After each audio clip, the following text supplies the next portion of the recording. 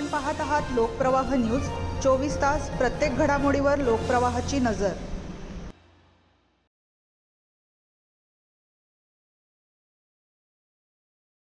रशियात MBBSचे शिक्षण घेणाऱ्या 17 भारतीय विद्यार्थ्यांना भारतीय चलनाचे रशियन चलनात विनिमय करून देण्याचे आमिष दाखवत तब्बल 3,48,00,000 रुपयांची फसवणूक केल्याचा धक्कादायक प्रकार उघडकीस आला आहे।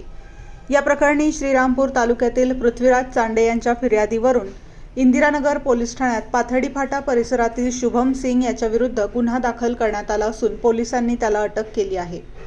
पोलिसांनी दिलेल्या माहितीनुसार फिर्यादी पृथ्वीराज पद्मसिंग चांडे हे 2021 पासून रशियातील चिवा स्टेट विद्यापीठात MBBSचे शिक्षण घेत असून सध्या अंतिम वर्षात आहेत। 2023 मध्ये मित्र अमर काकडे यांच्या माध्यमातून त्यांची शुभम सिंग याच्याशी ओळख झाली। त्यानंतर शुभमने इंदिरानगर येथील जॉगिंग ट्रॅकवर पृथ्वीराज आणि त्याच्या वडिलांची भेट घेऊन भारतीय चलनाचे रशियन चलनात विनिमय करून देण्याचे आश्वासन दिले। विश्वास संपादन करण्यासाठी त्याने एका विद्यापीठाच्या नावाने तयार केलेले कथित बनावट अधिकृत पत्रही दाखवल्याचा आरोप फिर्यादीत करण्यात आला आहे। तक्रारीनुसार नोव्हेंबर ते डिसेंबर 2025 या कालावधीत शुभम सिंग याने पृथ्वीराज यांच्याकडून 7 लाख रुपये, त्यांच्या 8 मित्रांकडून 53 लाख रुपये आणि विद्यापीठातील अन्य 8 विद्यार्थ्यांकडून 2,88,00,000 रुपये असा एकूण 3,48,00,000 रुपये रशियन चलनात विनिमय करून देण्याच्या बहाण्याने घेतले। मात्र कोणतेही रशियन चलन परत न देता सर्वांची फसवणूक केल्याचे समोर आले आहे।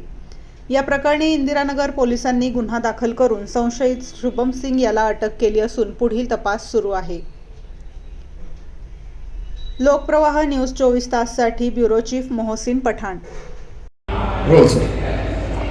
इंदिरानगर पोलीस ठाणे येथे पृथ्वीराज चांडे या युवकाने आमच्याकडे तक्रार दिली की तो आणि त्याचे इतर साथीदार तसेच आरोपी दिसम हे रशियामध्ये MBBSचे शिक्षण घेत आहेत। त्यांना रशियन करन्सीमध्ये पैशाची आवश्यकता असल्याने व ट्रान्सफरमध्ये रुपया आणि रशियन करन्सी हे ट्रान्सफर होत नसल्या कारणाने त्यांनी यातील आरोपितांनी त्यांना विश्वास दिला की आम्ही रशियन करन्सीमध्ये पैसे देतो।